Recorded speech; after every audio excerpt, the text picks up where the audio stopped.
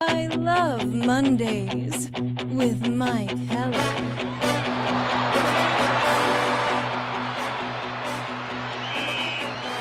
Broadcasting live from an undisclosed bunker in the Badger State, this is I Love Mondays with Mike Heller. Powered by determination and a little bit of duct tape. Here's your host, Mike Heller. So here we go in on a Friday. Yesterday was really good. I thought yesterday was one of those days, I talked about it on the podcast yesterday, that yesterday, if you're a sports fan, it is a little bit of nirvana. Because I'm a baseball guy, so having a Brewers opening day yesterday, although I wasn't there, and man, I got messages from my guy Dennis Krause over there. Wish you were here. Thinking about you. Drew Olson sent me a note. It wasn't a great reason why I was there, other than not confident enough to take the show on the road, to do a podcast remotely and then break it all down and get over to the stadium. By the way, good morning, James. Appreciate you. Yeah, the Brewers are 1-0, which is great. That means 89 wins to hit the number that I predicted on my bold prediction yesterday of 90 wins on the season. But I missed being at the ballpark yesterday. I know some people think some people describe it as a national or state holiday, and in that regard, it is. It is not my favorite day to be there as a media member, because it's just a different baseball game.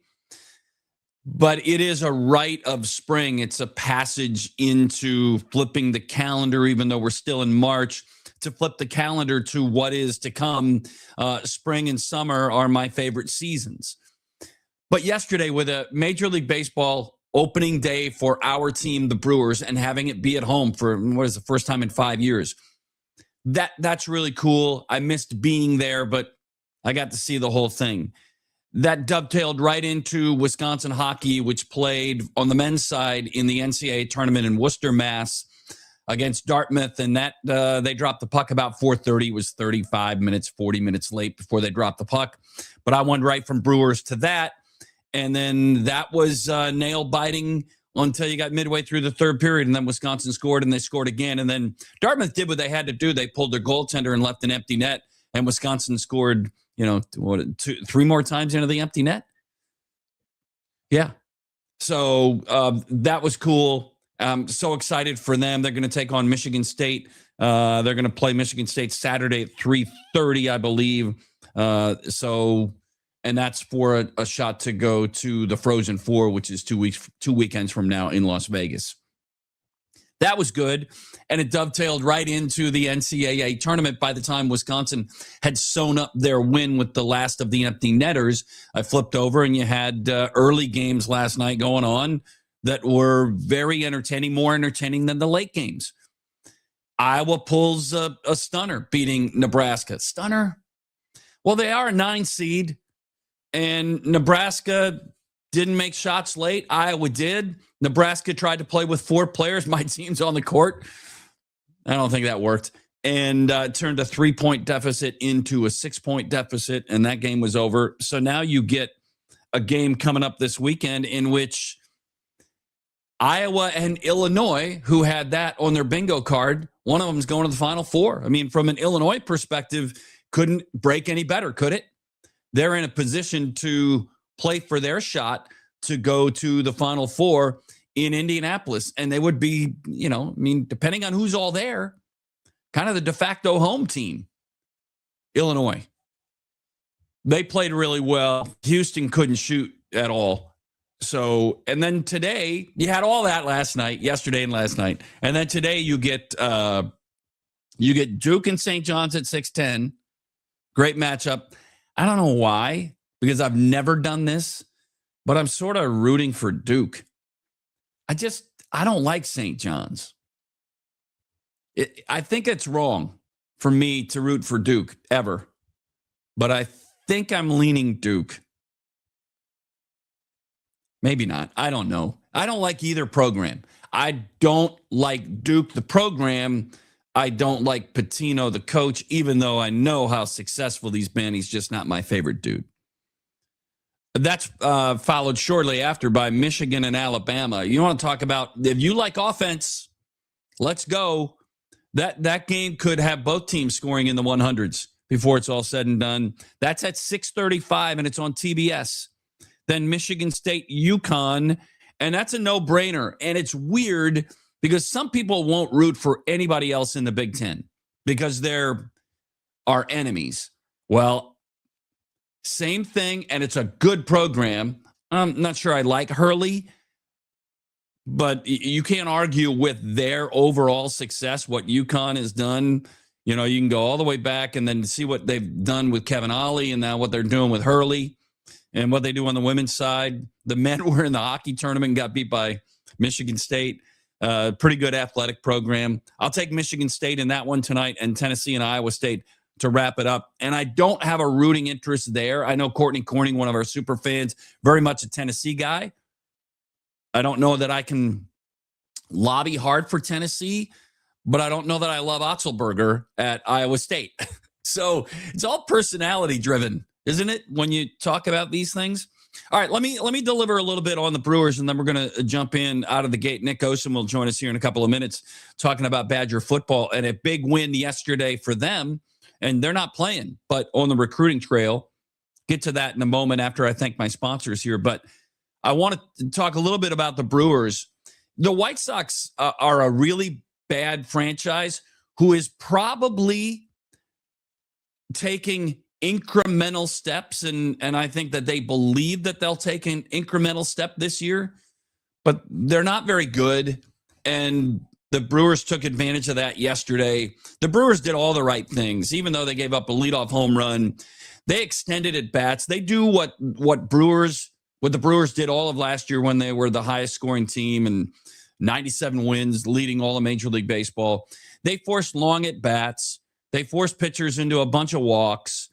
They took what was available. Bryce Terang did it to open, even though they didn't score off of a leadoff double. He goes the other way into the gap on a pitch that he went the other way on, which is what he's supposed to do. Yelich did that. We saw Contreras, not sure about the hair, but we saw Contreras rip a 3-run double down the left field line, kind of opened up the gates. What they did all spring long, Jake Bauers, he played left field yesterday. We got the bad news while we were on the show about Jackson Chourio.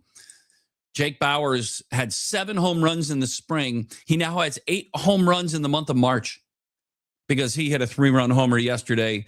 Joey Ortiz, Terang, Yelich, Bauers, and Ortiz all had 2 hits. And Misiorowski struck out 11. He allowed 1 run in 5 innings. And the bullpen, they forced the White Sox into setting essentially an opening day record by striking out 20 times in a 9-inning game. Last I checked, there's 27 outs. So a big Brewers opening win. The goofy thing is they could have either opened the season today, which might have been the better idea, or you open it yesterday and have today as an off day. I don't know why they decided to open yesterday. They don't. Major League Baseball does. I don't know how much the Brewers have involvement in determining that. I get open air stadiums always build in an off day the day after opening day, because they don't want to have to mess with opening day tickets being refunded for not opening day. So if there's a rain out yesterday in an open air stadium, they have today as an off day to just slide opening day one spot. But the Brewers in a retractable roof stadium didn't have to have the day off today. They could have opened the season today, as many others in Major League Baseball are doing. But the Brewers opened yesterday and off today, and they'll be back on the field tomorrow. Game 2 against the Chicago White Sox goes on tomorrow. And Chad Patrick will pitch for the Brewers tomorrow against Sean Burke. That's a 6-10. Patrick was 3-8 with a 3.53 ERA a year ago as this series resumes tomorrow. So let me tell you about our sponsors because I love them. We want to thank all of our sponsors all the time. And how about the day that you had yesterday at Potawatomi for those who spent your day at a sports book rather than at the ballpark, or at the sports book and then at the ballpark on their free shuttles? It was good. The money line paid well for the Brewers yesterday. So did the run line. So did Misiorowski on the over in strikeouts. I mean, it was all, if you were on the Brewers side of the betting lines yesterday, it was a good day. Potawatomi Sportsbook and Casino want to bet on sports when you want. Go to Potawatomi Sportsbook in Milwaukee. Trust me, it has everything you need to bet above the rest. And our injury updates, it began yesterday with Jackson Chourio. All of our injury updates are brought to you by Habish, and Rotier, 13 locations to ensure you get a hometown attorney who understands your life and impacts that your injury has on you. They're personally committed to your recovery. Habish, and Rotier. And our presenting sponsors, which all of our sponsors are important to us. Our presenting sponsors, I just want to give a special shout out to M3 Insurance. Go to m3ins.com. M3 leveraging digital product and program solutions to protect and serve clients across the country. Go to m3ins.com. That's m3ins.com. And help yourself and your business out in moving in the right direction. And I Love Mondays is also presented by the Neuroscience Group. Excellence in brain, spine, and pain care. Choose Neuroscience Group in Northeast Wisconsin, neurosciencegroup.com. From diagnosis to recovery, Neuroscience Group brings together neurology, neurosurgery, pain management, and therapy all under one roof. Advanced care close to home, neurosciencegroup.com. All right, so we do all those things, and we welcome in my buddy Nick Osen, who joins us on the program after I add him to the stage. That's the technical conversation for saying, hey, Nick, I see you. Yeah, you look good. And now you hear me, and do I hear you? I've got you, Mike. You got me? Yeah, that's perfect. Hey, how about the win yesterday with Badger football? I know they won't play a game until September at Lambeau Field on September 6th against Notre Dame. But yesterday was a big win. Why don't you tell us about the recruiting front and a big win yesterday with Cole Ryder? Mike, it's great to be on here with you, my friend, and it was a huge win.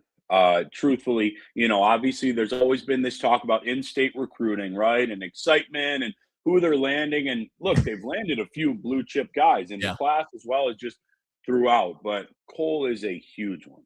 Mike, I mean, they defeated, and these schools were legitimately pushing for him or a top target or visits throughout: Michigan, Ohio State, Penn State, Minnesota, Michigan State, Kansas, many, many more. He's about 6'7", 6'7.5". I've seen him play football and basketball. 305, 310, I think, is probably his current weight. He's got the frame to probably end up, Mike, when he's really playing, around 330, probably 325, 330 at least.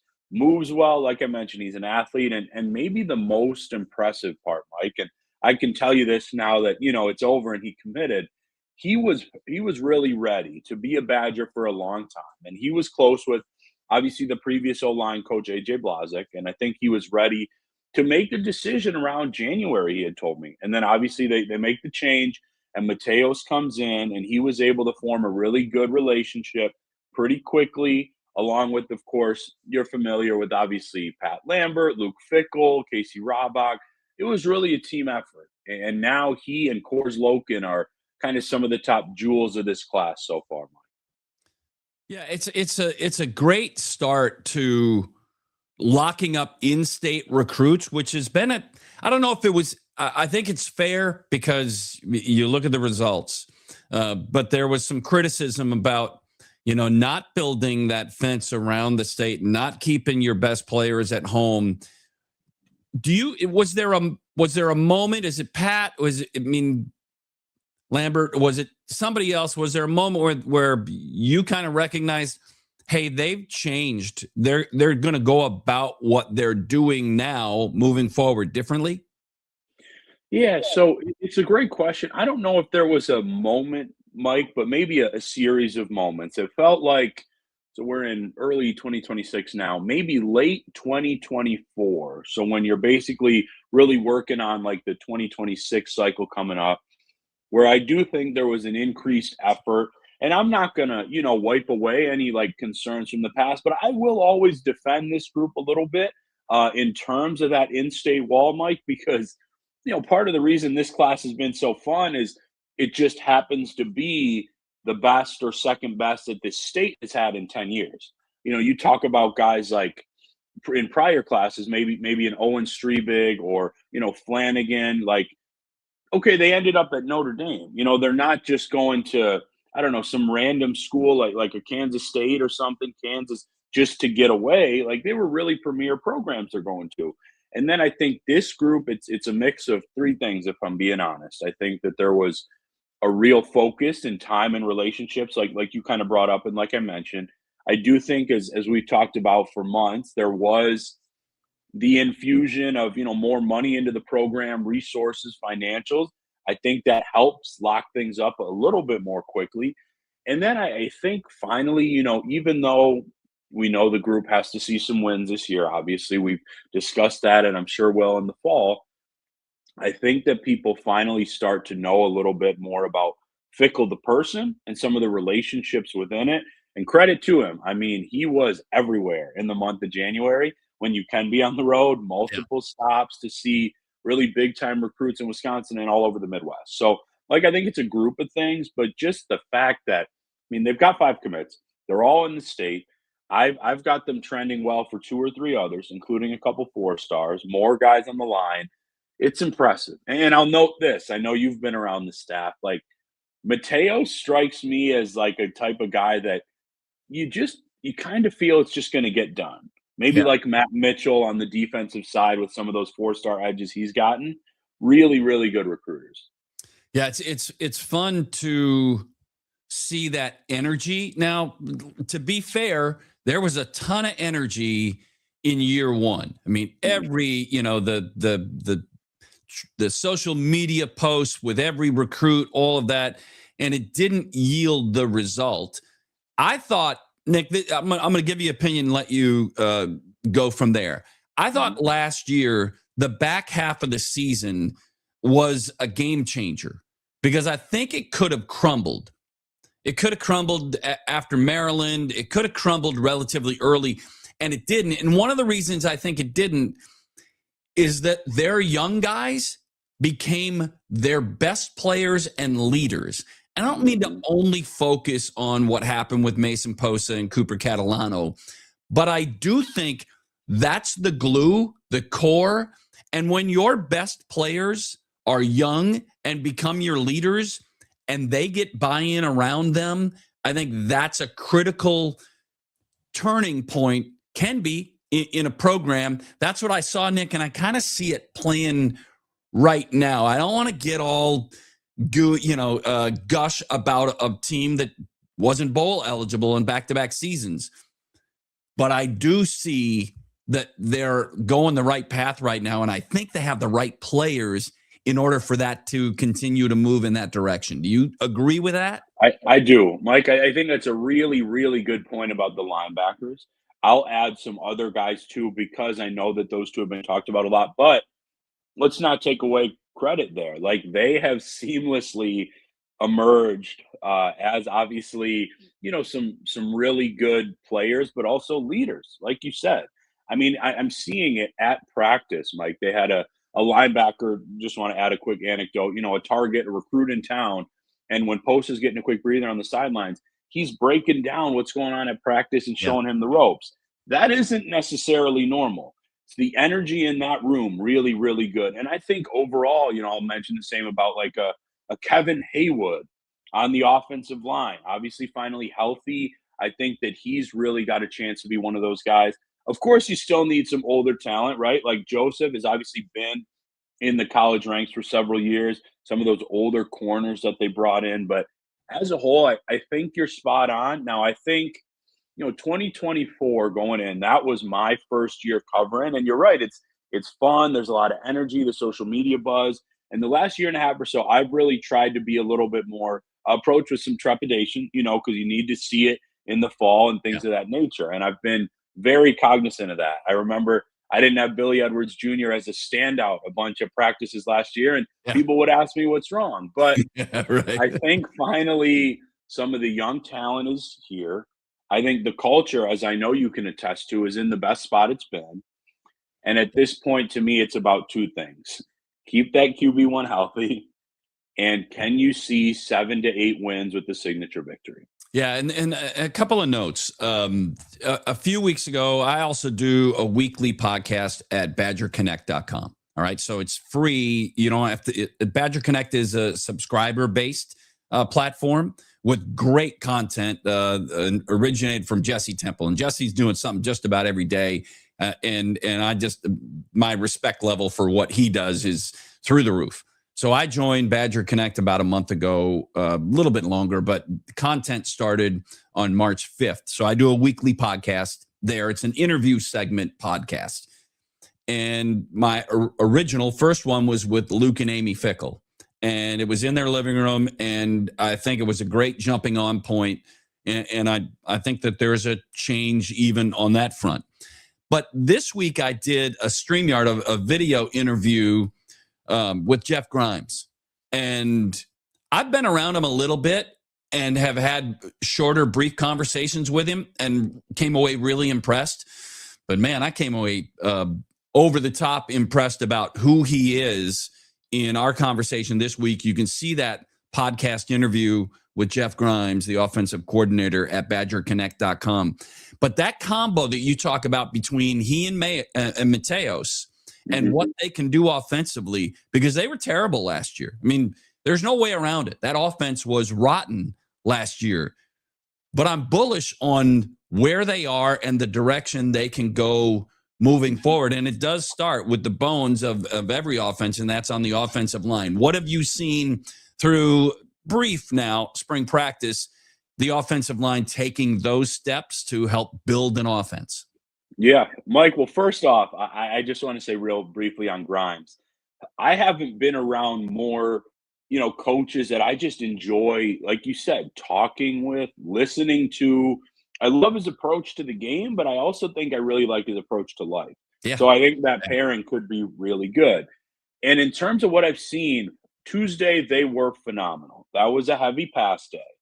And I think that they no question won the day. And I think that Joseph and Deuce Adams and Ryan Hopkins and whoever you were throwing back there, so the lines 1, 2, or 3, they all gave a ton of time.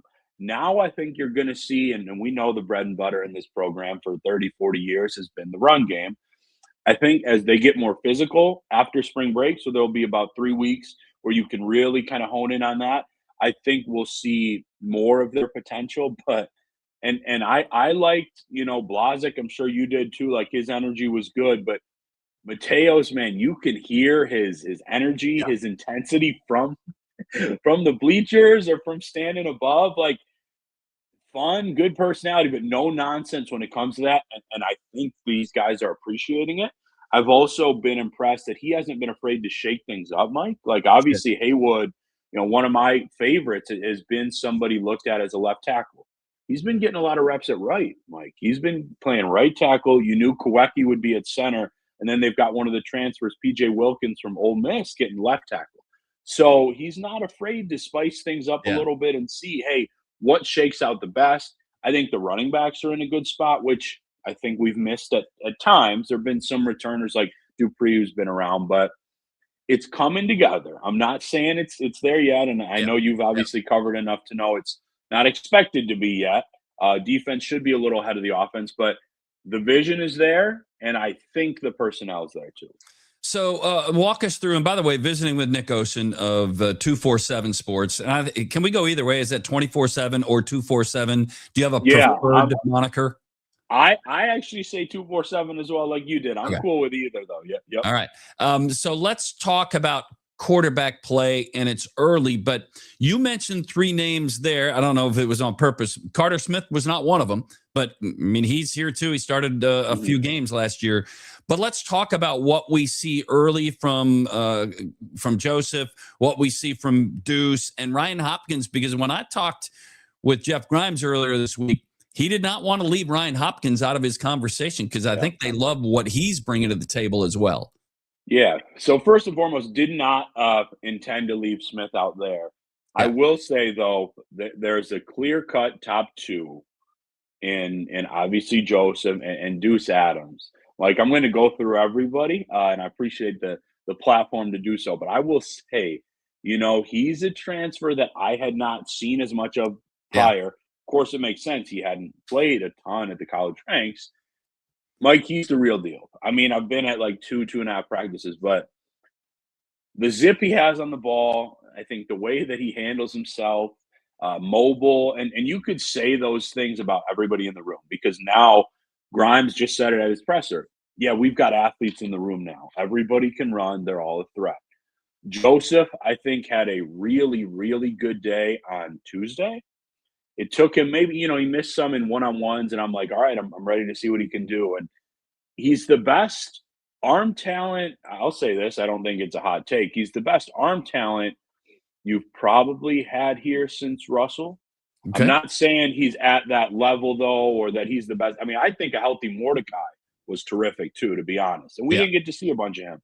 But if it all clicks, he's obviously the QB1, and I think he can do some things with his legs, too. I mentioned Adams. What stands out the most, Mike, about Hopkins, you go in there like, hey, who's number 10? I don't think you'd think he's a true freshman that's been here 2 months. You'd probably think he's a sophomore or junior. Very mature, and he was like that in his recruiting process. They love his speed. He ran, I think, a 10.64 or so in high school, which I know covering his recruitment, the staff loved. Solid arm, quick with his progressions. That's something I noted on Thursday. And then Carter Smith, I think he's made some great plays with his legs so far, too. I still think some of the kind of timeliness and progressions are coming along there, but the room is in a good spot. That's what I would say, which I'm not sure 1 to 3, 1 to 5, you would have said that maybe the last couple of years.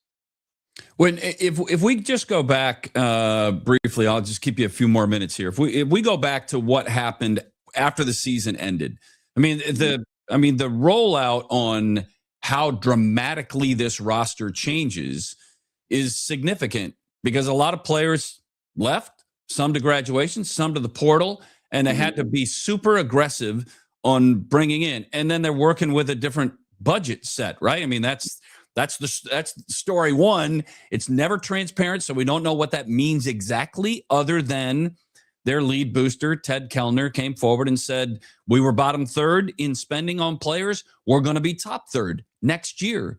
So have they turned a corner?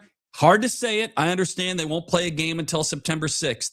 But do you see, just in the quality of players that you're watching today, as opposed to a year ago, 2 years ago, that they have turned a corner in the portal due to some money and in just straight recruiting? I will say I'll focus on the portal there, Mike. And I think, even though I'm a little bit younger and newer to this, I think we think alike with a lot of this stuff. Like, I don't like how much the business side has become the talk and the focus of sports, but I can tell you better than ever after this offseason, it had to be this way in terms of the money infusion. Otherwise, Mike, the program wouldn't have a chance because when you hear the numbers thrown out there, even for guys that have barely played, like it's astronomical. So in terms of the portal, absolutely. And credit to, from my understanding, Kellner, the donor base, UW, as well as the foundation for really infusing things. They were one of the biggest spenders in the portal. Obviously, you have to be getting 30-plus players. In terms of high school recruiting, if I'm being frank, I actually think that is part of why there have still been so many supporters, even when wins and losses have been tough, because last class was a little bit different, but like 2024, 2025, those classes were terrific. 27 is well on the way to being really good and consistent as well. So I've always thought that was there, but I think evals, I think, you have to do a little pre-planning, obviously, with the portal. So I think kind of their planning, kind of work and routine coming in this last year. And then, hey, this guy was a starter at a Power 4 school, Javon Robinson. We got him here. We got to lock him up.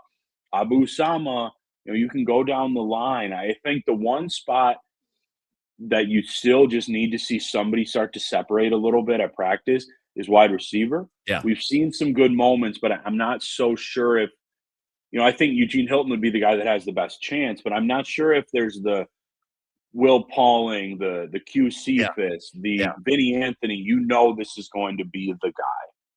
Yeah, and that's a big conversation to be had moving forward. Hey, Nick Osen, I appreciate you. Thanks for jumping in. I love how hard you work at it and how passionate you are about the conversation about recruiting. You're a lead for a lot of people to follow and to see what's going on for future teams. So thanks for jumping in. We'll do it again. I call this an NG Friday, a new guy Friday. We do an OG Wednesday.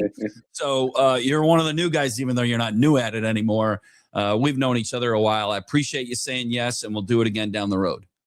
Mike, I always will. One of my favorites since I was 16 and shadowed you, my friend. Thank you so much. Thank you, Nick. I appreciate it. That's Nick Osen. You can see him at 247 Sports. On the recruiting trail, he is very much front and center in what goes on. Now, I popped up a couple of notes here for those who are watching live on our YouTube stream. Mulcahy said, "Morning, Heller. Big win for the Crew yesterday." Yes, it was. And Mulcahy is a daily contributor with notes in here. But this is Zach, my buddy Zach. Now, I'm friends with mom and dad, and dad just retired. Zach's dad, Tom, just retired after working for 30 plus years at Hershey. So congratulations there. And Zach, thanks for reaching out. Wanakee represent. Appreciate that. And Zach is a former Marquette golfer and just a really good kid, comes from good stock. So I'll add that into the mix. All right. So we roll on. I have to say thank you in advance to like Nick Osen, who just joined us, but also to our next guy, because Hunter Baumgart is somebody who I just met a few years ago. Obviously, we worked together at iHeart. You can see he's in our hour. I can't call it hour anymore. He's in the Milwaukee studio, and couldn't get him yesterday because of press conferences going on simultaneous to a 10 o'clock live podcast. But I got back to him this morning and said, "How about today?" And Hunter's a yes guy. Hi, Hunter. Absolutely. Great to talk to you, Mike. How are you? I'm great. I'm doing good. Yesterday was a fantastic opener for what the Brewers were looking for, but it didn't get underway. It didn't start that way. So let's get the bad news out of the way first and talk about Jackson Chourio. And was it a complete surprise? Were there any rumblings after the second exhibition game that he might have come out of the game in a bat early? Or did you guys get there yesterday and go, wait, what? Yeah, it was the wait what situation. Yeah. I think that was surprising. I mean, when they make substitutions in those exhibition games, you're thinking, okay, it's just spring training. And I think for him, it really, when thinking about him and his season coming up, it really wasn't on my mind anymore. I mean, I remember him getting hit with the pitch because he missed a game or two of Venezuela. I think they missed maybe their final exhibition game and their first WBC game. He missed some time with them. Yeah, this is all the way back on March 4th, right? When he took the hit by pitch in an exhibition game for WBC. That's exactly it. So it was against the Nationals. It was raining. He gets hit in the hand, and Pat Murphy joked with us yesterday that he immediately texted them and said, "Send him home, send him home." But he's like, I was half joking because I did understand and want him to play and get everything out of it that he could, but I also wanted him to be in house so then he could, not get injured. Although that can happen in a spring training game too. So you do weigh those things, and he would have been playing in games in Arizona, maybe not as many as he played in the WBC. But anyway, that happens March 4th. They do imaging. They come back and there's no fracture there, but and Eve had felt pretty good, but then on some swing, and I think it was Tuesday. Matt Arnold didn't know exactly which day it happened, but I'm guessing it was Tuesday that he felt discomfort in that hand, in that wrist area, in that hand again. And so they went, all right, let's do another image on it. This time they do an MRI instead of an X-ray. That reveals the hairline fracture. And instead of risking anything, because if he plays and then there's tendon problems or other problems in that area, then all of a sudden you're looking at a longer timeline and possibly surgery. So at this point, it's the beginning of the year. If you're going to miss Jackson Chourio, probably this is the time to do it. It stinks because you love to see your biggest offensive guy in the lineup, as Pat Murphy was saying yesterday. You miss that in your lineup and that presence, but hopefully it's just an estimated right now 2 to 4 weeks. Yeah, and so hopefully it's on the shorter end of that. One of the luxuries that it did put you in is you had Jake Bauers playing left field yesterday. And one of the dilemmas, not a dilemma, but one of the good problems to have for Pat Murphy is to have Jake Bauers and Andrew Vaughn in the lineup at the same time. Some of that can have Yelich playing left field, which he did a fair amount at the back end of spring training. But yesterday they chose to have Jake Bauers, who now has 8 home runs in the month of March. Which is crazy. He had 7 in spring training, and he had a 3-run homer yesterday. But you get both of those bats in the lineup, a right-handed and a left-handed bat, that they're both essentially first basemen. That was the benefit yesterday, even though the bad news is on Chourio. Totally, and obviously you want Chourio in your lineup, but what the Brewers have done is have built that outfield depth, and even Blake Perkins, who will take more of that bench role, and I'm sure will start here and there too. Even having that guy to be able to just come up from Nashville, as good a defense as he has played, obviously still wanting those offensive numbers to come back and be more successful, and I think that was mostly the reason why he was optioned to AAA to start the season. But he's back up and hopefully will contribute in some way. And Lockridge had a great spring, and Garrett Mitchell, hopefully he can kind of take the bull by the horns here and have a good 2026. So all of that combined, you have outfielders who can take that spot. Of course, nobody's going to be Mr. Jackson Chourio because he is his own person and has goals of probably, and prognosticators have goals maybe of 30-30 and everything. He likes to keep goals to himself. But so you don't like not having him in the lineup. However, Jake Bauers, like you said, great spring, great last part of the season last year too, that is carried into spring and now carried into opening day. So you want to get that bat. You kind of have to get that bat in the lineup right now, and that might be the way they go. And one of the other things yesterday in particular, but Pat Murphy has been prophetic in his prediction of players that are going to arrive on the scene. He did it a couple of years ago with Bryce Terang.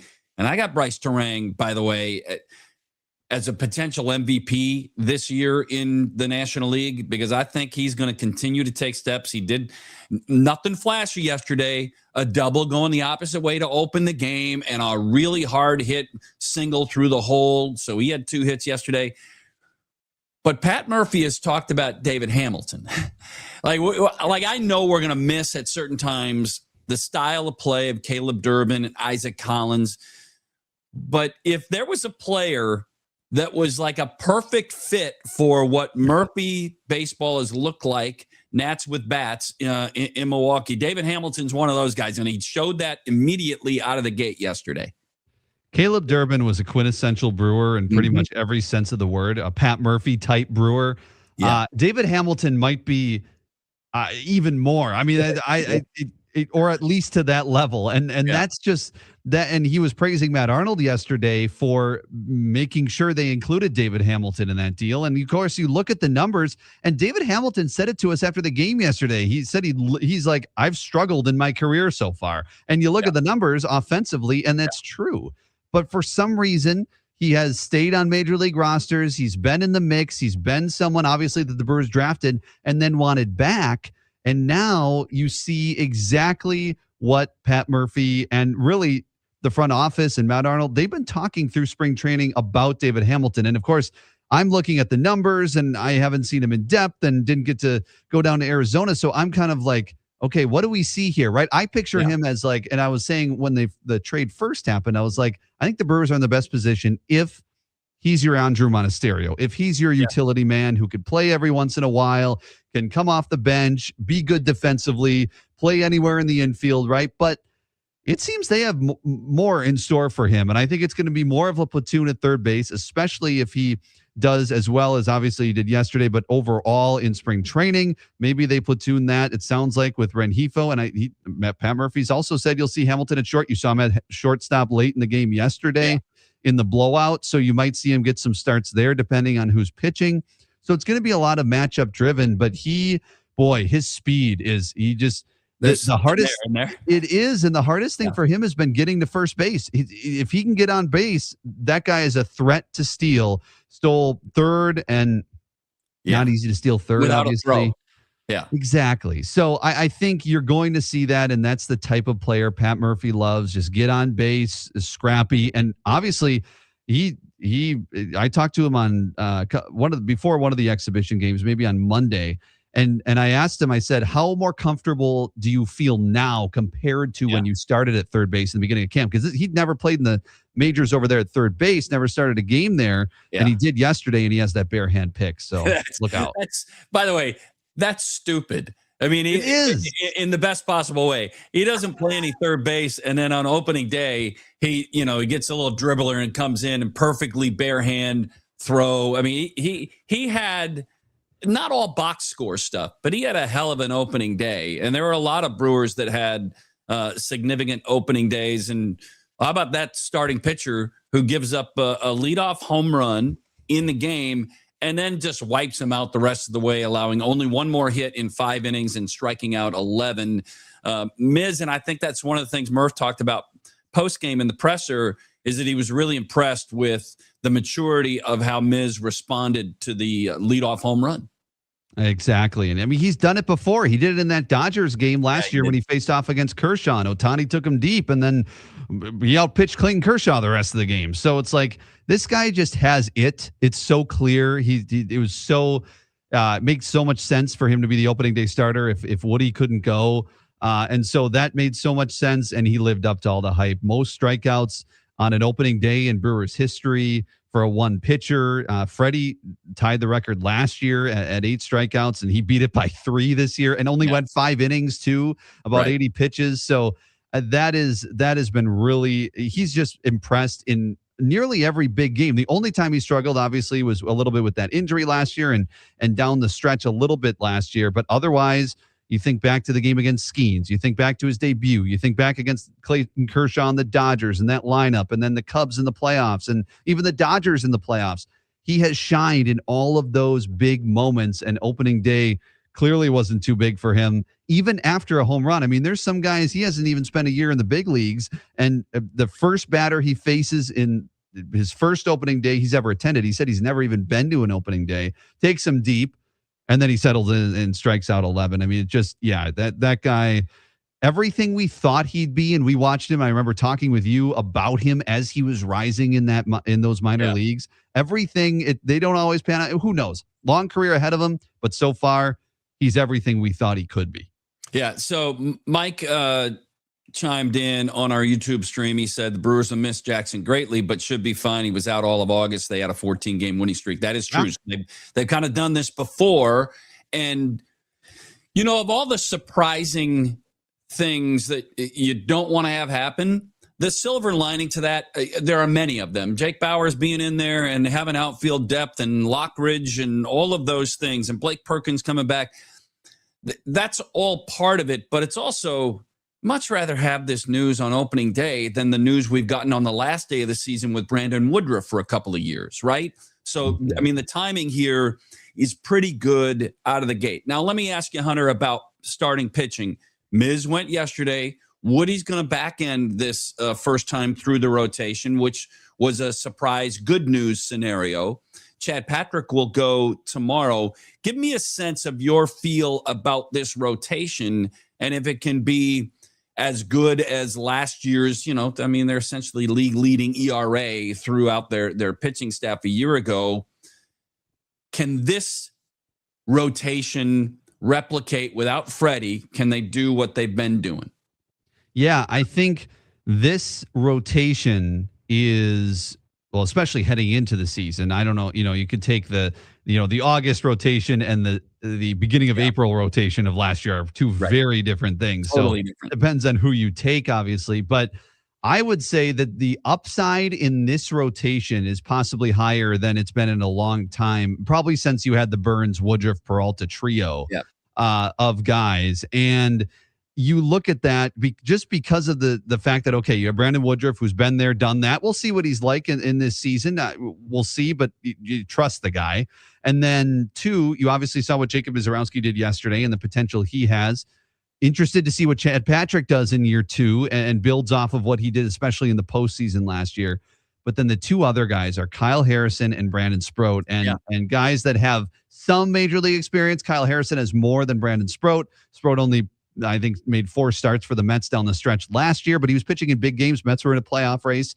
So he has some of that experience coming into the season. He'll get the finale, but those two have a ton of talent. And you just hear the coaches, front office rave about those two and the upside and the talent, the high ceiling that these guys have.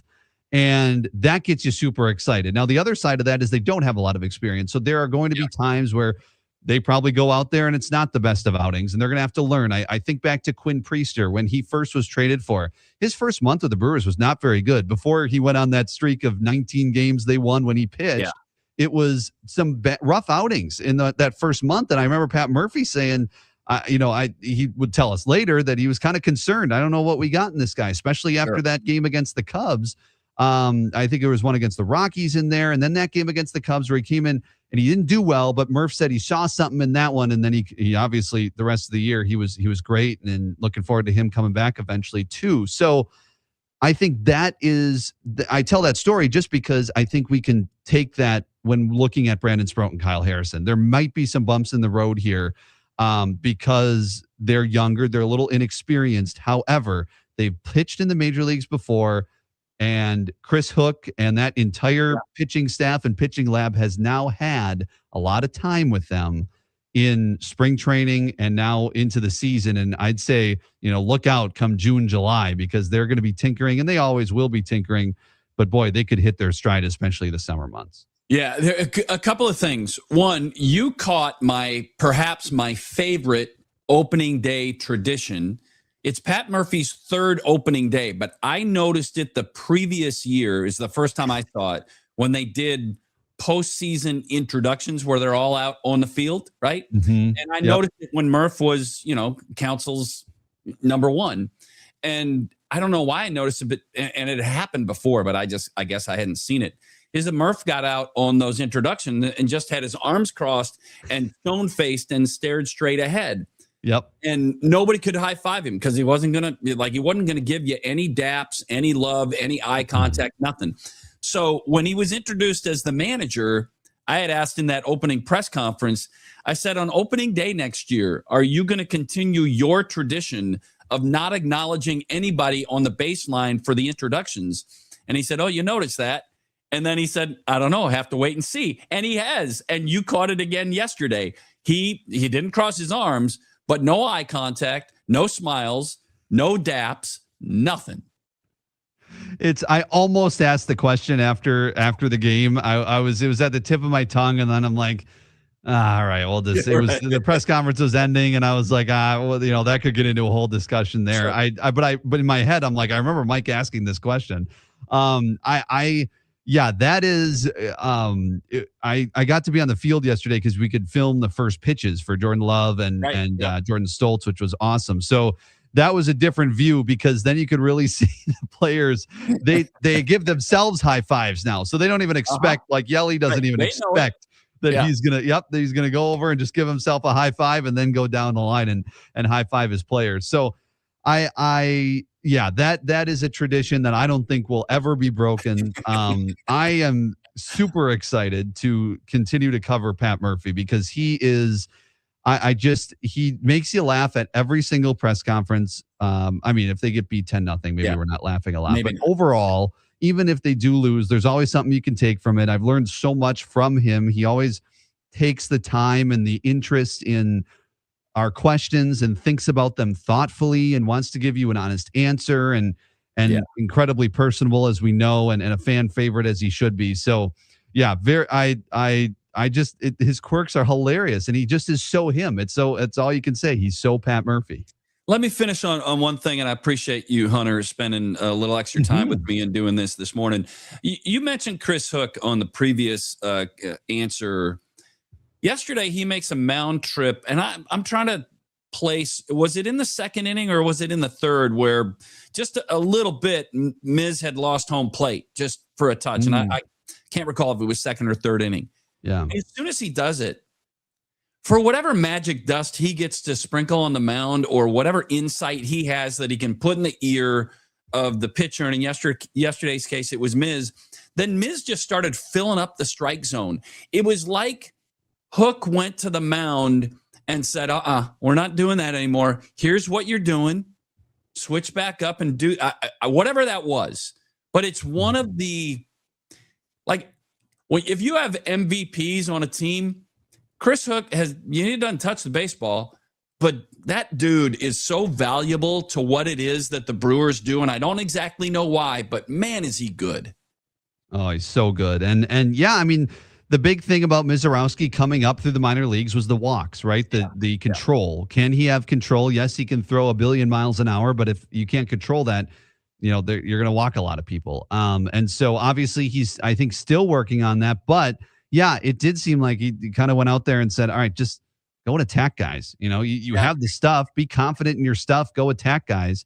And I don't know, if that was the message, but it sure seemed like it. And he just, I mean, yeah, what he has done. And I remember Kurt Hogue of the Journal Sentinel saying that he was talking to Chris Hook about Brandon Sproat, and he hadn't seen Chris Hook light up about a young player like that in a while when talking about Sproat. And if Chris Hook is lighting up about a player, I'm excited. So like, that's what gets me excited about those Sproats, those Harrisons, and even Misiorowski and Patrick and these young guys being able to develop, and even Priester when he comes back, and these guys who are able to develop with Chris Hook on the staff and be with him, and even some of these guys like Ashby through the minors somewhat, came up with him. And then since he's been in the major leagues, when these guys come up and they're able to tinker, and even in spring training, I'm sure there's some work done there as well in previous years. So that's it's such an advantage the Brewers have.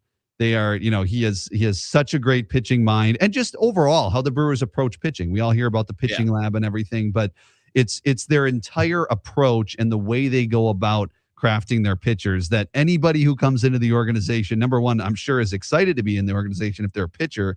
And two, as a fan, you're super excited because you can just get them in, and usually they're going to produce pretty good results.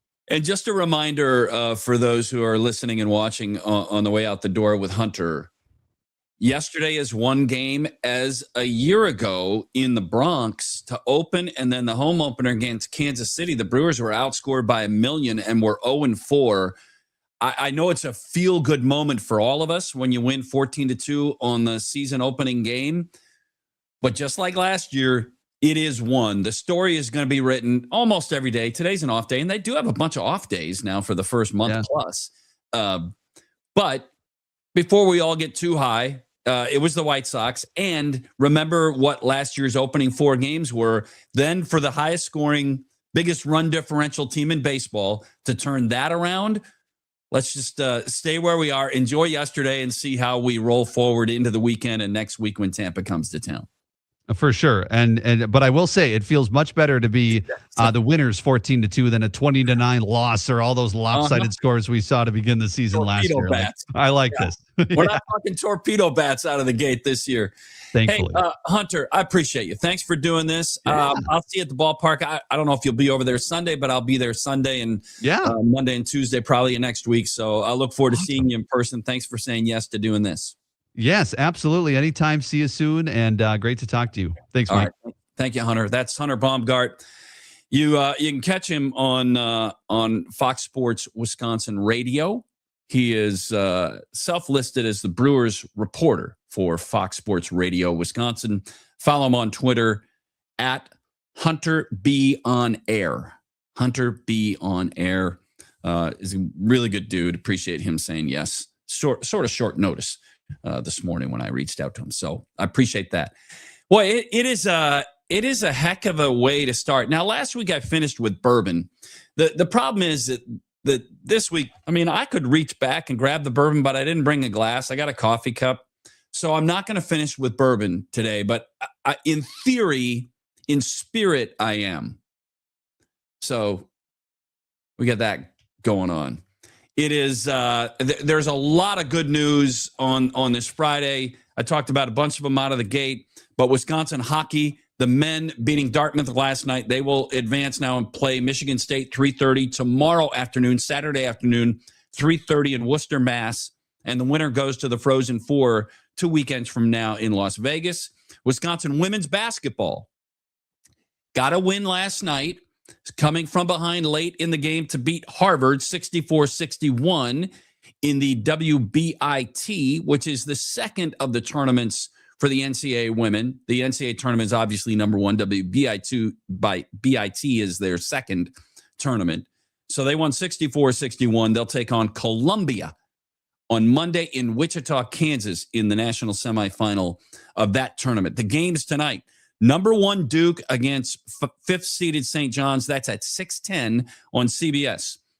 25 minutes later, number one seeded Michigan against number 4 Alabama. That's at 6:35 on TBS. And then the late games are number 3 seed Michigan State and 2 UConn. That's at 8:45 back on the big CBS. And number 6 Tennessee against number 2 Iowa State at 9:10 on TBS. There are 12 teams left in the NCAA tournament. There are 3 number 1s. Only Florida is out. There are 3 number 2s. There are 2 number 3s, a 4, a 5, a 6, and a 9. So all the double-digit seeds are gone. The biggest Cinderella, if you want to call them that, it's Iowa. They're a 9 seed. They haven't been to the Elite 8 since the 1990s. So you got that going on. Mulcahy sends in, I'll put it up on the screen here. He said, have a great weekend, Mike. Great week of shows. I appreciate that. He's got Duke, Michigan, Michigan State, and Iowa.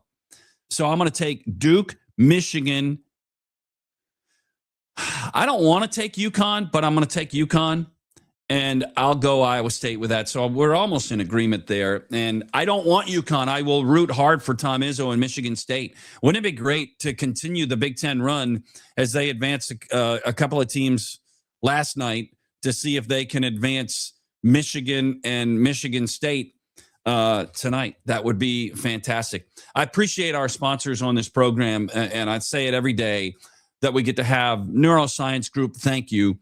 And for those who are listening and or watching, when I say thank you to Neuroscience Group, what I'm also doing is asking you to support our sponsors. So if you have back pain or a neurological issue, check out neurosciencegroup.com.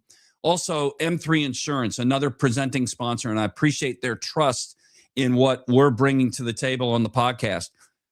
If you're in a position to purchase insurance for your business or benefit packages and insurance for your employees, M3 Insurance is where you go. So when I say thank you to them, I'm also asking you to support them, m3ins.com. Do the same. If you're going to spend some time at a casino this weekend or a hotel casino, Potawatomi Hotel and Casino in Milwaukee is the place to go. What a fantastic time to be doing that with NCAA tournament games and the like. And also, a close friend of mine is up the food chain at Habish and Rotier. He trusted what I do enough to push the envelope forward. But if you have a personal injury situation, there just is nobody better than Habish and Rotier. Look them up. Support our sponsors as they support us. It has been another very good week of shows. I appreciate our listeners for being part of it. I hope you have a fantastic weekend. Weather is going to get better throughout the weekend into the 70s on Monday. Golf course is open and opening this weekend and Monday even with the course that I play at. So enjoy it. I can't tell you how much I appreciate all of you. We'll talk to you again on Monday. Thanks for being here. I love Mondays, Monday through Friday, the podcast right here. I love Mondays with Mike Heller.